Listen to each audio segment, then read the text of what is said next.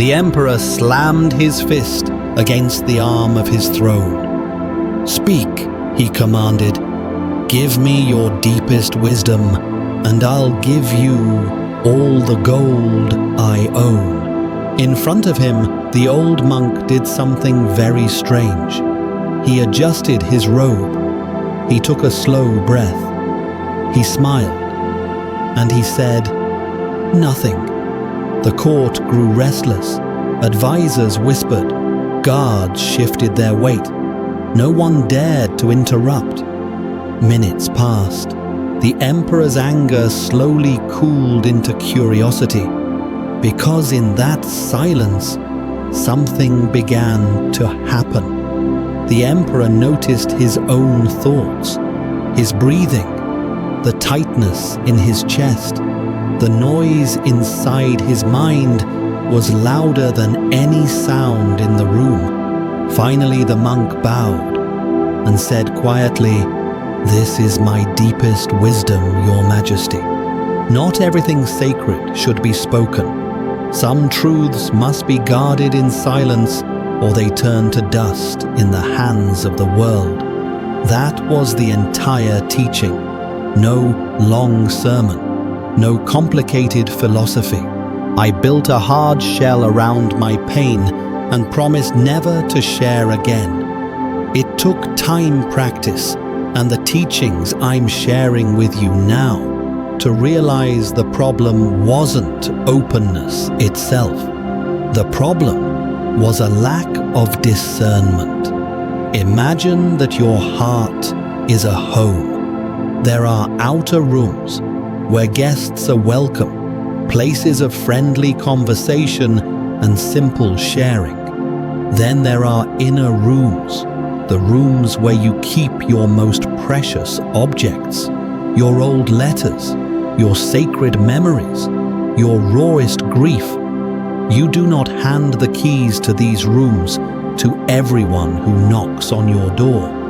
Buddhist practice doesn't tell you to be closed, it invites you to be wise. Some people have shown through time and consistency that they know how to hold another person's pain with care. They listen without rushing you. They don't turn the conversation back to themselves. They don't later use your words to win an argument or to feel superior. Those people, rare as they may be, can be shown the inner rooms. Others are not ready, not because they are evil, but because they are distracted, immature, or simply overwhelmed with their own unresolved wounds. Letting them into your deepest spaces is like placing a delicate glass statue in the hands of someone who keeps dropping their own. So here is the practice. Before you open your heart wide, pause. Ask quietly, has this person earned the right to hear this part of my story? Have they shown me that they can be gentle with what I entrust to them? Do I feel more grounded after talking to them, or more exposed and shaky? If the answer is no, you don't have to share. You are not cold. You are not fake. You are simply taking care of your own emotional health. There is another dimension to this. When we repeat our stories too often, especially to people who cannot help, we accidentally keep our wounds fresh. We scratch at them instead of letting them scar and heal. Sometimes the most loving thing you can do for your pain is to hold it in silence, to sit with it in meditation, to write it into a private journal, to offer it to the cushion, the mat, the prayer, the breath. This doesn't replace therapy or trusted friendship or community. It simply means you become deliberate about where you bring your rawest self. Your vulnerabilities are not content. They are sacred. Now the fourth treasure, your future, your plans, your goals, your dreams. We love to talk about these. I'm going to start this.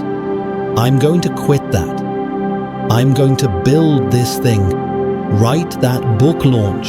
That project transform my life.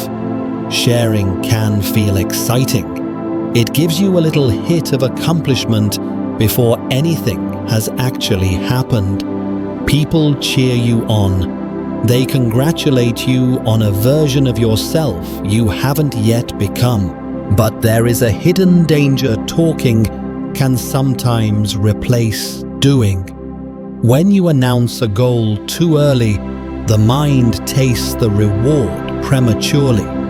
It feels in a small way like you've already arrived. The motivation to take quiet, consistent action can fade. On top of that, the more people you tell, the more opinions you invite. Are you sure that's a good idea? Isn't that risky? Isn't the market already saturated? I tried that once. It didn't work. Soon their doubts mix with your own. You start to question yourself, not from clarity, but from noise. In Buddhist practice, there is a deep respect for working in silence. Think of a seed planted in the soil. No farmer digs it up every day to see if it's growing. The seed does its mysterious work in the darkness beneath the surface, out of sight. Your plans are like that. They need a phase where they are held quietly nourished by your attention and effort, not yet exposed to the harsh sun of public opinion. This doesn't mean you never share your dreams. It means you share selectively. You tell the mentor who has walked this path, the friend who understands discipline, the person who will ask, "How can I support?" rather than "Why bother?" You share enough to build accountability and support. But you don't hand your fragile new sprouts to the crowded market and ask strangers whether they deserve to live. Let your life announce your plans. Let your habits speak. Let your transformed behavior be the press release. Move like a quiet river, not a loud trumpet. Finally, the fifth treasure, your kindness. We live in a world that loves to display generosity. Screens filled with filmed charity, captured moments of giving, big gestures framed for applause. And yes, sometimes sharing kindness can inspire others. It can spread good. It can remind people that compassion still exists. But the Buddha pointed towards something even more intimate, the joy of a good deed that no one else sees. There is a special sweetness in helping where no camera can reach, in solving a problem for someone who has nothing to offer you in return. Forgive without telling the story to others later, so you can appear noble. Imagine this scene. In a small village, a wanderer lives alone in a hut at the edge of the forest. People say he is wise, but he rarely speaks. One morning, an exhausted woman comes to him. Her eyes are swollen from tears. Her voice trembles. "Life is too heavy," she says. "Tell me something that will fix it." The wanderer listens without interrupting. When she finishes, he doesn't give a speech. He walks to the well. He draws water. He hands her the bucket. She drinks. Her hands stop shaking just a little. The next day she came again with the same pain. Again he listens. Again he brings water. This repeats for days. Eventually, she realizes the pattern. He has no magic words, no dramatic solutions, but he offers what he can: attention, presence, and simple care. She begins to understand that part of wisdom is exactly this: meeting life one cup of water at a time. She walks back to the village a little stronger, not because he fixed her, but because his quiet kindness reminded her that she can stand. The wanderer never tells anyone about these visits. He doesn't carve marks into his wall to count how many people he has helped. His reward is the soft warmth in his own chest when he sees that she can lift her bucket alone. When your kindness is always visible, measured, and reacted to, there is a risk that you start doing good to be seen doing good. You begin to choose who to help by how shareable the moment will be. Buddhist practice invites you to keep some kindness hidden. Help someone pay a bill anonymously. Leave encouragement where no one knows it was you. Offer a listening ear without later telling others how patient you were. Let there be moments of generosity that exist only between you, the other person, and the quiet space of your own heart. You will notice something: those unseen acts often bring the deepest feeling of meaning. By now, we've walked through 5 treasures: your inner peace, your thoughts, your wounds, your future, your kindness.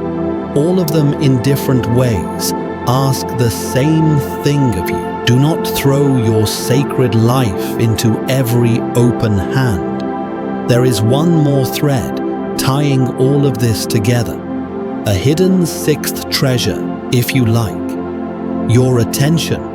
Whatever you give your attention to, you feed. Whatever you repeatedly talk about, you strengthen. Whatever you expose to the judgment of others, you hand partial control over. Silence in this sense is not emptiness. It is a container, a garden wall, a temple door. It is the space in which your peace, your thoughts, your wounds, your plans, and your kindness can grow strong enough to enter the world without being easily shaken. This doesn't mean you withdraw from life. It doesn't mean you stop posting, stop talking, stop sharing. It simply means that before you do, you pause. You ask, is this truly meant to be shared? Or is this something that needs more time in the quiet? Am I sharing to connect or to be validated? Will this openness heal me or expose me unnecessarily? Is this good deed still pure? If no one ever finds out about it, you will not always get it right. None of us does. Sometimes you will overshare. Sometimes you will trust the wrong person. Sometimes you will show a plan too early and feel your motivation wobble. When that happens, be gentle with yourself. That too is part of the path. Learn, adjust. Try again. Before we close, take a brief moment with me. Let your shoulders drop a little. Unclench your jaw. Let your tongue rest softly. Bring to mind one area of your life that feels overexposed right now. Maybe it's your emotions constantly posted and discussed. Maybe it's a relationship that too many people have opinions about. Maybe it's a project you talk about more than you work on. Maybe it's a wound you keep placing into hands that haven't learned how to hold. See it clearly. no judgment, no drama. Now imagine gently drawing a thin, transparent curtain around it. Not a wall, not a prison, just a soft veil. You're not hiding it from yourself. You're simply giving it shade from the harsh light of constant exposure. Silently, you can say, "For a while, this belongs to me and a few trusted hearts. I will let silence help it heal, grow, or ripen." As you move through the next days, remember the old monk in the emperor's hall. He could have impressed the court with clever words. Just a living demonstration. Some things lose their power the moment you put them on display. In our world, that lesson has been almost completely forgotten. We live in an age where everything is shared.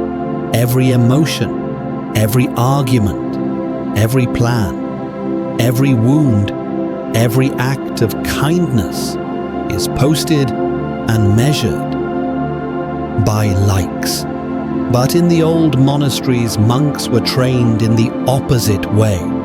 They were taught that certain parts of your life are like sacred fires. If you leave them exposed to every passing wind, they flicker, weaken, or go out. Tonight, we're going to walk through 5 of those sacred fires. 5 things Buddhist wisdom quietly urges you to protect, not out of fear, not out of paranoia, but out of love for your own heart. One of them, the third one, shattered my entire way of relating to other people. It changed how I ask for help, how I tell my story. How do I decide who gets to see the most fragile parts of me? We'll get there soon. Stay with me. Instead, he chose a teaching the emperor would never forget: the power of what is not spoken. Guard your peace. Tend your thoughts. Choose your confidants carefully.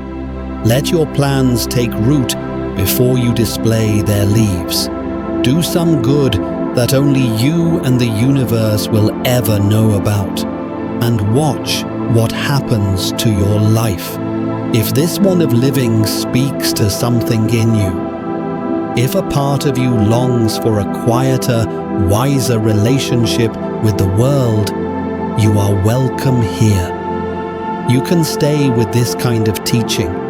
You can walk deeper with us into mindfulness, compassion, and the art of living gently in a loud age. For now, as you return to your own life, keep one question close. What sacred thing in me needs a little more silence today? Let that question follow you into your next conversation, your next post, your next decision. The answers you find in that quiet may become the deepest wisdom you ever carry. For now, imagine this. You're standing at the edge of a still mountain lake just before sunrise. The water is so calm, it looks like glass. Every tree, every cloud, every color of the sky is reflected perfectly on the surface. Then someone tosses in a single stone. Ripples spread in every direction. The reflection breaks. The world is still there, but you can't see it clearly anymore. Your mind is that lake. Your first sacred treasure is your inner peace. It's not the peace you get when everything is perfect, not the peace of a quiet house or a day without problems. This peace lives deeper than that. It is the quiet place inside you that remains untouched, even when life around you shakes and storms. You have felt it before. in a moment of simple stillness, in the breath between two difficult decisions, in that strange calm after a big cry, when your chest is tired but your mind is clear. But notice how easily you hand that peace away. One comment online, one message left unseen, one person misunderstanding you, judging you, or mocking you. You rush to explain, to defend, to argue, to prove. Without realizing it, you've tied your inner lake to everyone else's stones. You let strangers decide whether your mind will be calm or disturbed today. Buddhist practice invites you to do something different. It doesn't ask you to stop caring. It doesn't ask you to become cold or distant. It asks you to be careful, especially with what you share from the deepest layers of your heart. Every time you announce your mood to the world, you make your mood dependent on the world's reaction. You wait for hearts and thumbs to decide whether your feelings are valid.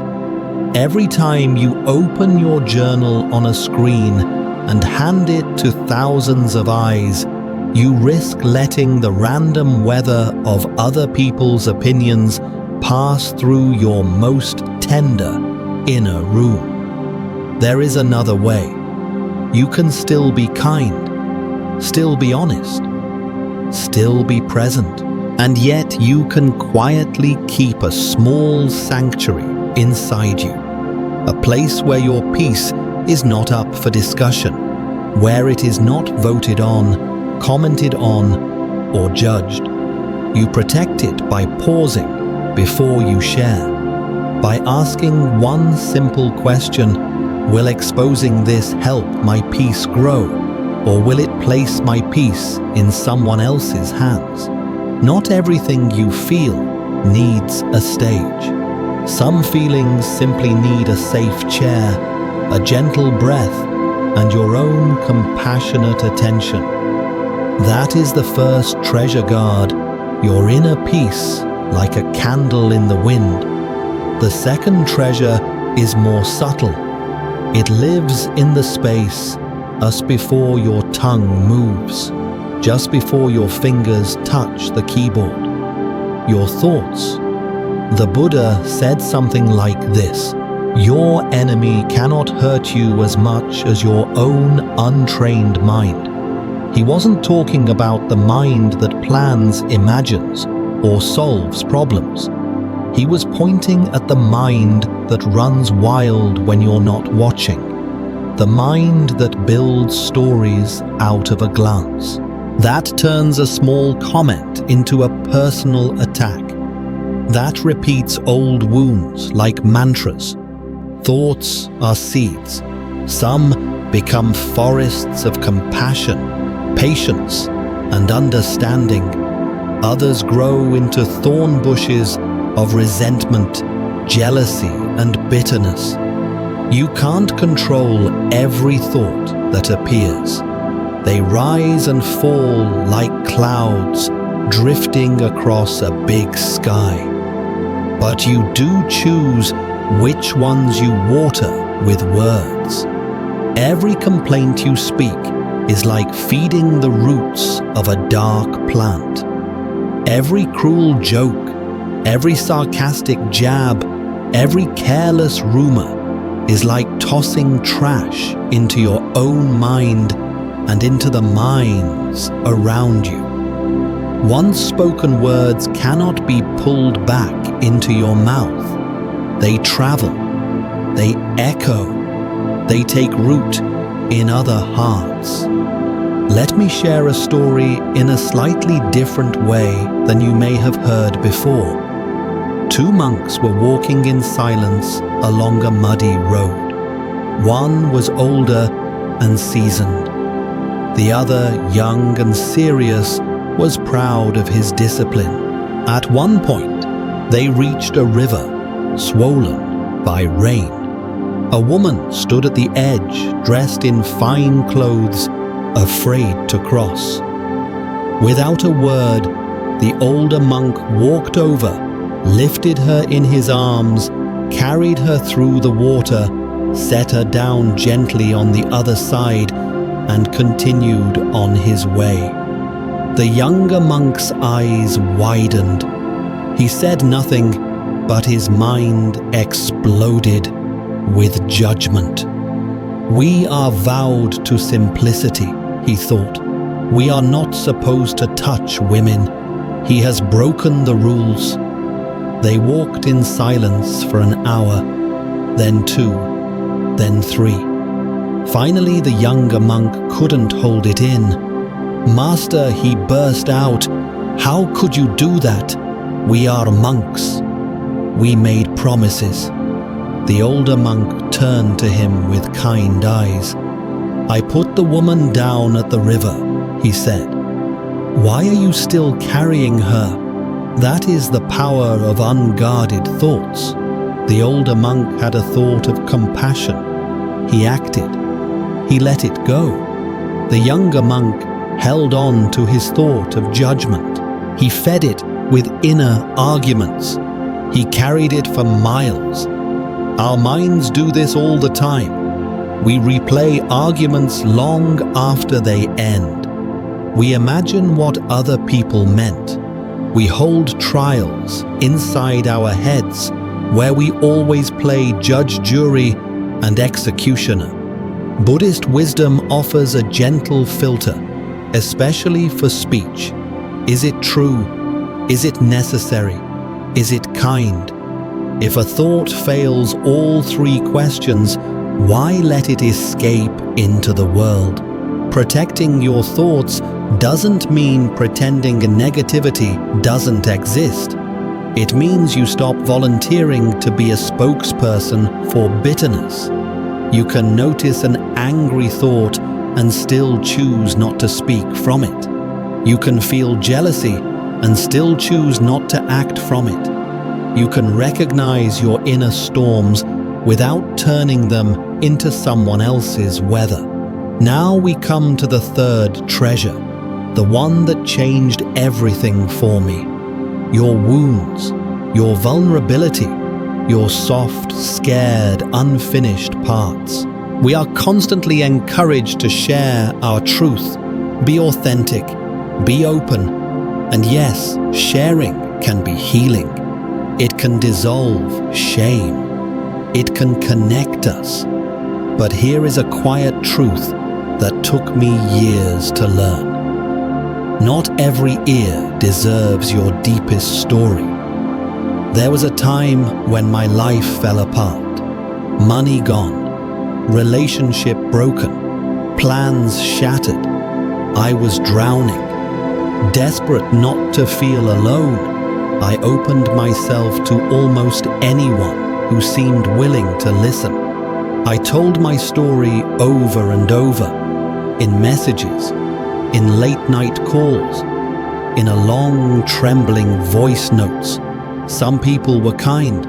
Some tried to fix me with quick advice. Some listened at first, then disappeared when my pain didn't resolve quickly. One person who I thought understood me later used my own words as weapons in an argument. They repeated my fears back to me with a sneer. My vulnerability became ammunition. That day, something inside me shut down, not in a healthy way.